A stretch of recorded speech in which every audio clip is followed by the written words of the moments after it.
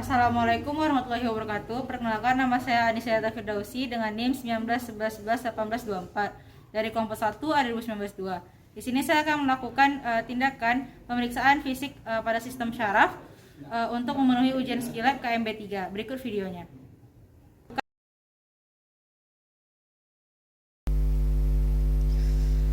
Dalam tahap prainteraksi sebelum ke pasien, yang pertama adalah kita menyiapkan diri sebagai perawat. Yang kedua, kita menyiapkan alat-alat yang dibutuhkan. Yang ketiga, membaca rekam medis pasien. Dan juga keempat, kita sesuaikan dengan orderan yang sudah ada. Dan juga jangan lupa untuk mencuci tangan.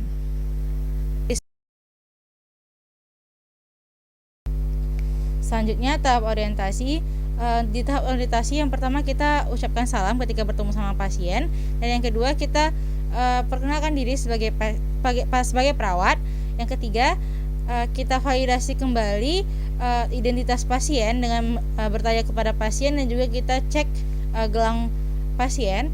Dan yang selanjutnya kita tanyakan bagaimana keadaan pasien dan juga keluhan yang dirasakan pasien saat ini, dan juga lakukan kontrak tempat, waktu, dan juga kontrak topik kegiatan, di mana kegiatan yang akan dilakukan adalah pemeriksaan fisik sistem persyarafan yang bertujuan untuk melihat apakah pasien itu mengalami gangguan dalam sistem persyarafannya.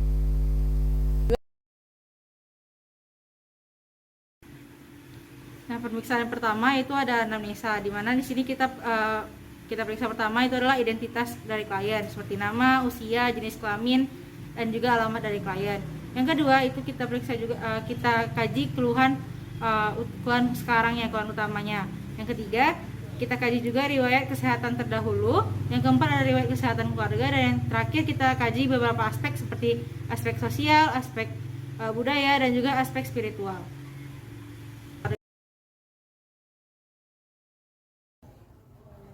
Yang selanjutnya ada pengkajian tingkat kesadaran atau GCS. Di sini ada dua pemeriksaan, yang ada kuantitatif dan ada kualitatif. Yang pertama kuantitatif. Di sini ada 3 macam pemeriksaan. Yang pertama respon verbal. Untuk respon verbal kita tanyakan beberapa pertanyaan kepada pasien. Jika pasien bisa menjawab dengan benar, berarti respon verbalnya baik. Yang kedua ada respon sensoris. Di sini kita perhatikan sensoris pasien, seperti ketika berinteraksi apakah ada kontak mata antara kita dan pasien. Jika ada, berarti respon sensorisnya baik. Dan terakhir respon motorik. Di sini kita berikan beberapa perintah kepada pasien, dan jika pasien bisa melakukan dengan baik, berarti respon motoriknya baik. Nah, seperti kita suruh angkat tangan dan kita berikan tekanan. Jika pasien bisa melakukan dan menahan tekanan tersebut, berarti respon motorik pasien baik. Yang kedua ada kualitatif. Di sini ada 6 golongan dari kualitatif tersebut. Yang pertama ada kompos mentis. Di sini kompos mentis itu keadaannya masih sadar penuh, dia masih bisa tahu identitas diri dia seperti nama, usia, dan juga mengapa dia masuk rumah sakit. Dan juga untuk respon verbalnya dia masih baik.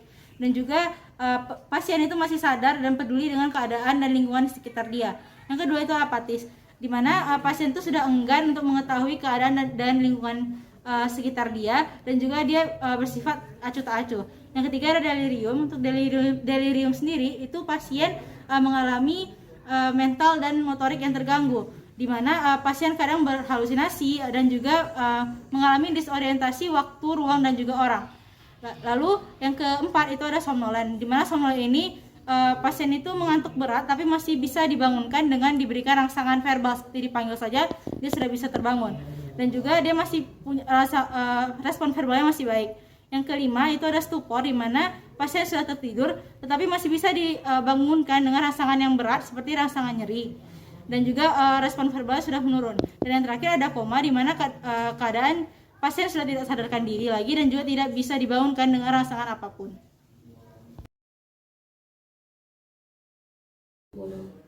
Selanjutnya kita akan melakukan pengkajian respon meningeal. Di sini ada 3 pemeriksaan. Yang pertama kita memeriksa kaku kuduk dan juga berzeki 1, di mana di sini nanti untuk pemeriksaan yang kita letakkan tangan kita di bawah kepala pasien, lalu kita bantu pasien untuk memfleksikan kepalanya sehingga dagunya bisa menempel di dada. Lalu kita perhatikan apakah ada nyeri atau tidak. Nah, baik Pak, kita mulai ya Pak. Permisi, saya letakkan tangan saya di sini Pak. Bisa diangkat. Nah, apakah nyeri Pak? Tidak. Oke, baik. Bisa turunkan Pak.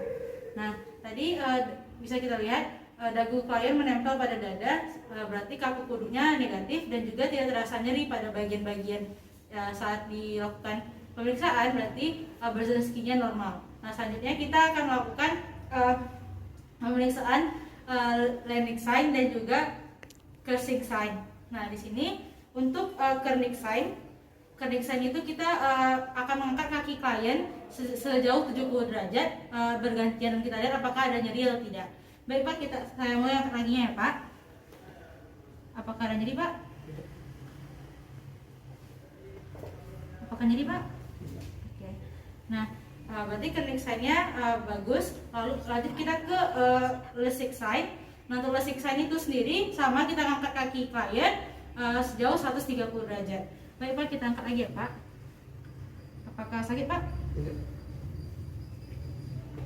Coba lagi, apakah nyeri Pak? Tidak.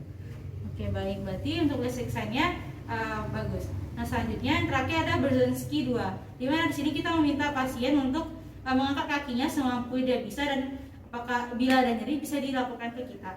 Nah, baik Bapak bisa mengangkat kakinya Pak. Ada nyeri Pak? Coba lagi Pak. Baik. Apakah ada nyeri Pak? Nah, berarti Brzezinski 2-nya, kalau tidak terdapat nyeri berarti Brzezinski 2-nya normal. Nah, sehingga dari pemeriksaan respon meningeal tadi hasilnya normal.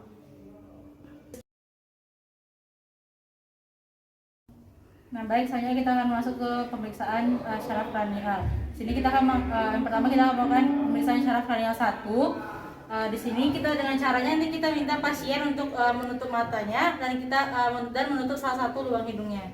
Lalu kita berikan wewangian untuk ditebak oleh klien, dan juga jika benar kita bisa konfirmasi kepada pasien.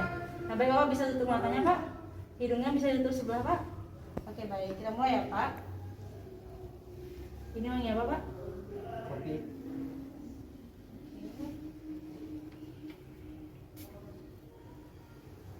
Ini Pak. Parfum. Baik, benar Pak.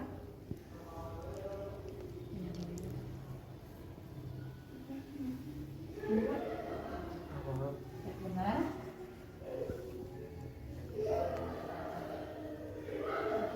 Ini Pak.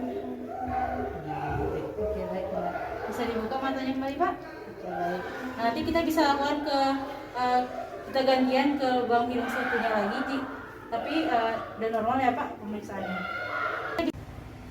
Nah, baik Bapak, sekarang kita akan melakukan tes ketajaman penglihatan itu untuk melihat ketajaman mata Bapak. Nah, nanti saya akan menunjuk huruf yang ada di Snellen chart di sana yang jaraknya 6 meter dari Bapak. Nanti Bapak menyebutkan satu persatu ya Pak. Oke. Baik, kita mulai ya Pak. Bisa ditutup sebelah mata kirinya Pak. Ini ya Bapak. E, Ini Pak. N, Ini. Z, Ini. L, Ini. C, Ini. R, Ini. C, Ini. A, Ini. E, Ini. B, Ini. N, Ini Pak. D, D, Ini. U, E, Oke, baik. Sudah satu lagi Pak. Ini. E, Ini. Z, Ini. F, Ini. Y, Ini Pak. G, Ini. C, Ini. R, Ini. N, Ini. B, Ini. B, Ini Pak. C, Ini Pak. O. Oke, baik. Nah, untuk hasilnya normal ya Bapak, karena Bapak sudah bisa menyebutkan semua yang saya tunjuk tadi Pak. Nah, baik, selanjutnya kita akan melakukan pemeriksaan lapang pandang. Di sini kita akan meminta pasien untuk menutup salah satu matanya. Lalu kita juga menutup salah satu mata kita yang berlawanan dengan yang berhadapan dengan klien. Lalu kita meminta mata klien yang terbuka untuk fokus ke mata kita yang terbuka, dan kita mengarahkan jari kita vertikal dan horizontal, dan kita lihat apakah pasien masih bisa melihat ketika kita menggerakkan jari kita. Nah, baik Bapak bisa ditutup matanya Pak. Baik. Nah, mata yang terbuka bisa melihat mata saya Pak. Baik. Apakah sudah lihat Pak? Lihat, Lihat Pak? lihat, Lihat Pak? lihat, Lihat Pak? lihat, Lihat Pak? lihat, Lihat Pak? lihat, Lihat Pak? lihat, Lihat Pak? lihat, Lihat Pak? lihat, Masih terlihat Pak? lihat, Masih terlihat Pak? lihat, Masih terlihat Pak? terlihat, Masih terlihat Pak? terlihat, Masih terlihat Pak? terlihat. Oke, baik, bisa dibuka ya Pak. Nah, baik, di sini kita bisa melakukannya di mata sebelahnya lagi. Nah, untuk sekarang karena pasien bisa melihat dengan jelas di berbagai sudut pandang, berarti hasilnya normal. Nah, baik, selanjutnya kita akan melakukan pemeriksaan untuk kranial 3, 4, dan 6. Nah, di sini kita melakukan beberapa pemeriksaan. Yang pertama, kita bisa menggunakan objek, lalu pasien bisa mengikuti arah objeknya. Nah, Bapak bisa diikuti arahnya, Pak? Oke, baik. Nah, yang kedua, kita bisa mengecek refleks pupil pasien menggunakan pen light. Baik, Pak, permisi ya, Pak. Saya periksa, Pak. Oke, nah setelah itu kita bisa melihat bagaimana kondisi kelopak mata klien. Di sini kelopak mata klien tidak menunjukkan kelopak mata turun. Nah, baik, jika berdasarkan hasil pengamatan kita untuk kranial 3 dan 4 dan 6 itu hasilnya normal. Nah, baik, selanjutnya kita akan memeriksa untuk saraf kranial 5. Di sini kita akan pada 2 itu motorik dan sensori. Untuk motorik kita minta klien untuk membuat gerakan seperti mengunyah, lalu kita rasakan di pipi klien bagaimana gerakan ototnya. Baik, Pak, bisa saya izin ya, Pak, bisa buat gerakan mengunyah. Oke, baik ya, gerakannya baik, gerakannya sudah bagus. Nah, selanjutnya itu adalah sensori, di mana nanti kita meminta klien untuk menutup mata dan kita bisa menggunakan benda yang halus untuk kita usapkan benda dengan permukaan halus di bagian wajah klien, lalu klien bisa menebaknya. Bisa tutup matanya, Pak? Baik, gimana, Pak, letaknya, Pak? Oke, baik, benar. Sekali lagi ya, Pak. Gimana, Pak? Oke, baik, benar. Sudah bisa dibuka ya, Pak? Baik. Nah, untuk pemeriksaan kranial 5 itu tadi benar semua, berarti kranial 5 pasien normal. Baik. Nah, selanjutnya kita akan melakukan pemeriksaan untuk kranial 7, di mana sini ada 2 cara, yaitu motorik dan sensori. Untuk motorik kita minta klien untuk menggerakkan dengan gerakan senyum atau menggembungkan pipi. Bapak bisa senyum, Pak? Oke, baik. Bisa digembungkan pipinya, Pak? Oke, baik. Jika pasien bisa melakukannya berarti sejauh ini normal. Nah, untuk sensori itu kita bisa memberikan berbagai macam perasa, lalu pasien bisa menebak rasa yang diberikan dengan menutup mata. Bapak bisa tutup matanya, Pak?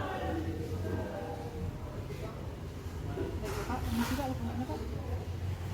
Udah, Pak? Bulat. Ya. Ini, Pak.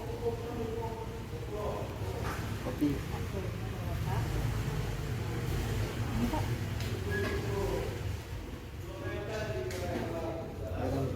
Udah bisa ditutup matanya, Pak.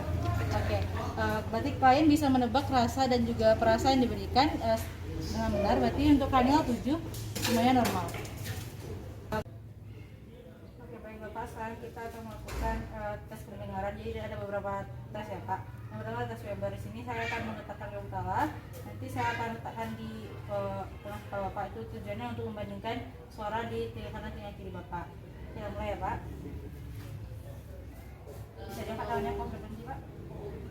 Baik. Bagaimana, Pak? Apakah ada perbedaan antara kanan kiri? Tidak sama. Baik, berarti normal ya, Pak. Selanjutnya tes ini, itu nanti untuk membedakan untuk melihat apakah ada gangguan pada hantaran tulang telinga Bapak dan juga hantaran udara, apakah sama atau tidak ya, Pak. Kita mulai ya, Pak. Saya akan letakkan di belakang telinga Bapak. Kita mulai ya, Pak.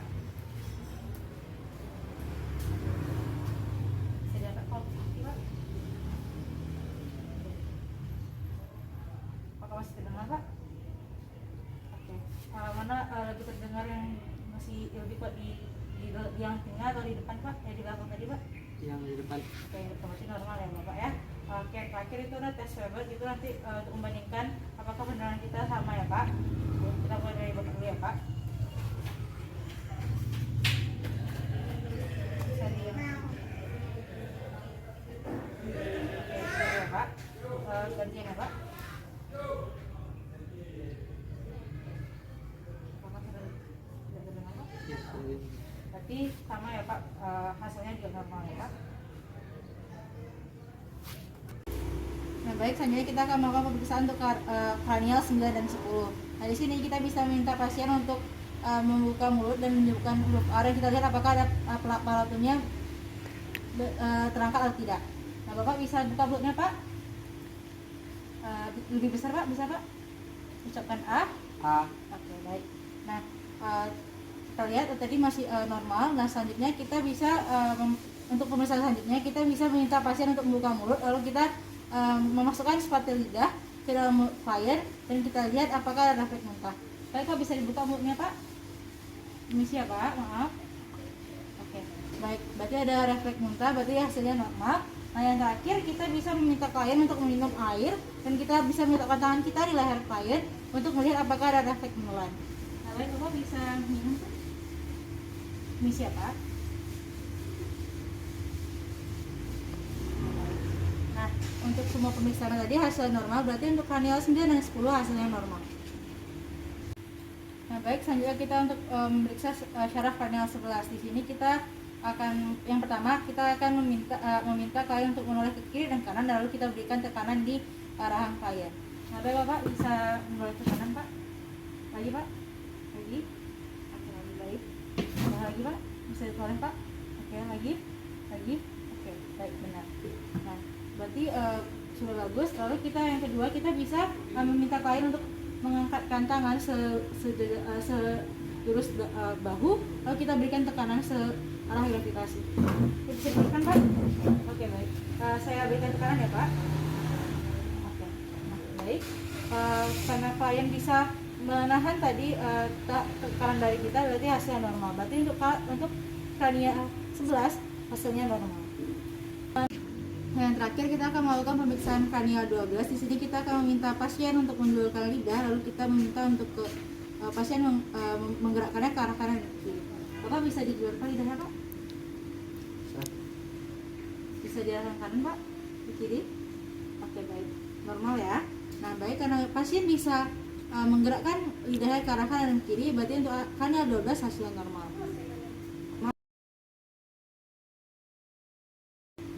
Nah baik, jika sudah selesai untuk melakukan semua pemeriksaannya, kita jangan lupa untuk mendokumentasikan hasilnya, lalu kita terminasi kepada pasien. Nah baik Bapak, pemeriksaannya sudah selesai dan alhamdulillah hasilnya semua normal. Bagaimana perasaannya Pak setelah kita melakukan pemeriksaan Pak? Lega karena semua keluarganya hasilnya normal, alhamdulillah. Oke, alhamdulillah. Nah baik Bapak, sebelum kita akhiri untuk pemeriksaannya, apakah ada yang ditanyakan Pak? Tidak. Oke baik, kalau begitu saya pamit terlebih dahulu. Terima kasih ya Pak atas kerjasamanya. Assalamualaikum. Waalaikumsalam warahmatullahi wabarakatuh. Baik, sekian video dari saya. Terima kasih. Assalamualaikum warahmatullahi wabarakatuh.